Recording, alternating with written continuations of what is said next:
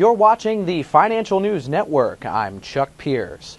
With the recent woes of a current economic slowdown and global economic worries, many investors are scrambling to find winners in the volatile markets.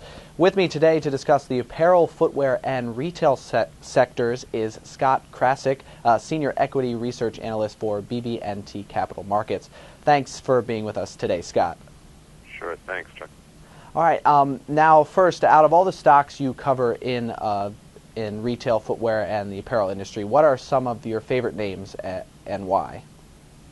We have a few buys right now.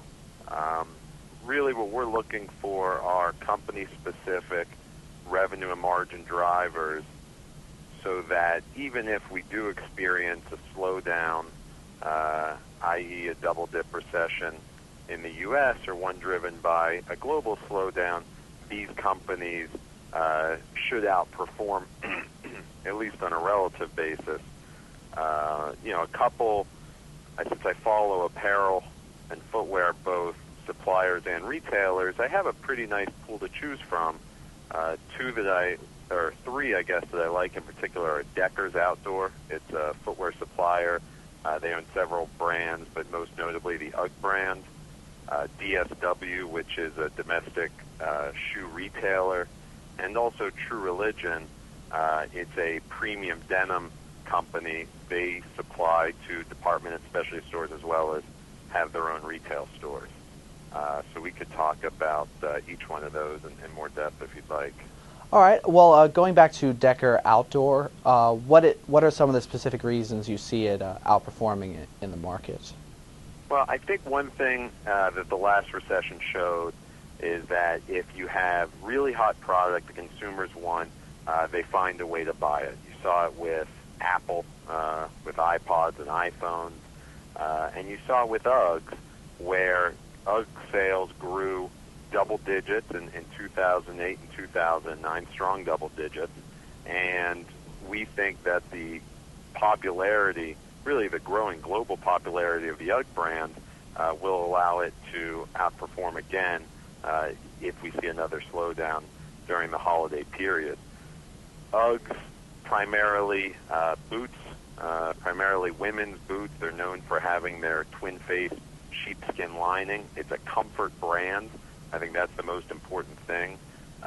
When women, and particularly, find something that's comfortable, that is a big driver of their purchase.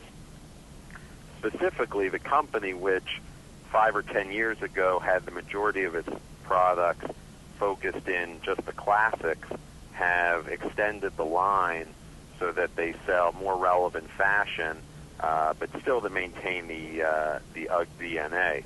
In the U.S., you're seeing the growth in department stores, specialty stores, and their own retail stores, which they've begun opening. And internationally, they have several successful distributor relationships, but in 2011 they took over their business in the UK and the Benelux region directly, eliminated the distributor relationship, and they're going to begin benefiting from that by going in and growing those businesses organically. And we think the combination of still being a new business in some of these international markets will allow it to outperform any macro weakness that they're experiencing. And then in the U.S., the broadening of the line plus an increase in marketing spend, we think positions them for a good second half of the year. All right. And what are some of the other stocks that you cover that you expect will underperform? We have right now. We don't have any underperformed rated stocks, but we do have some hold ratings on companies that we think have potential pressure, either because they aren't really differentiated, and/or they're facing cost increases, and the potential benefit from them raising prices is unknown. Hanesbrands, for example, they own the Hanes brand, they own the Champion brand. They have significant cotton exposure, and they've been forced in 2011, going into 2012, to raise prices on some of those cotton-intensive goods by as much as 30%. Their retail customers, primarily Walmart is their biggest customer, almost 30% of sales, we haven't really seen, because we just got through back to school and it's a promotional period, so there were some discounts going on, but we haven't seen what the impact the higher prices are going to have on that Walmart customer, and frankly, they may experience some sticker shock. So that's a company. It's a good company.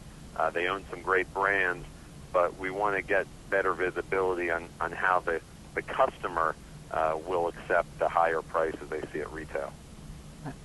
And looking at the broader industry as a whole, what do you think can be discerned about the U.S. consumer and their spending over this past year and in the coming end of the year, I guess? Well, consumer confidence has trended down. I think that the headlines around the debt ceiling debate and certainly the potential woes out of the European banking system is having some impact on the consumer. But I think the primary driver of consumer spending decisions is employment. To date, we haven't seen a lot of companies announce massive layoff plans for 2011. Companies typically don't like to do it around Christmas time. So, while there still will be some uncertainty, we think that Christmas will be okay as long as people have their jobs. And right now, there's no signal that says that that's changing. Okay. And finally, has the global economic slowdown impacted your views of your coverage more broadly in the industry? And have the global economic concerns, such as the debt crisis in Europe, led to reductions in your outlook for any specific companies? We are looking at it for several companies that have exposure to Europe. The company that we follow with the greatest exposure to Europe is Fossil. It's a watch and leather and accessories and jewelry maker. They have about 20% of their business in Europe, maybe a little bit more than that. That's probably the largest single exposure of any of our companies.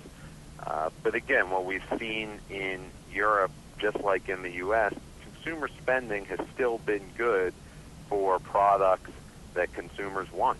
And right now, watches and jewelry are a pretty hot category, and Fossil hasn't seen any slowdown. So with respect to Fossil, because it has a pretty big business in Europe, we're watching it closely, but up till now, demand has still been strong. Okay. And I guess going back to Decker Outdoor, their earnings are coming up, I think, at the end of October. What do you see in terms of earnings for them in this quarter? We think it's going to be pretty good. The third quarter for them is a sell-in quarter. That is, they take pre-orders for fall goods and they ship it in the third quarter. So their visibility is pretty good for that. And then you tie that in with some of the incremental growth from the UK and the Benelux, two regions where they have taken over that business and should see good growth pretty quickly. We think the company should have a strong third quarter, and the outlook should be solid as well.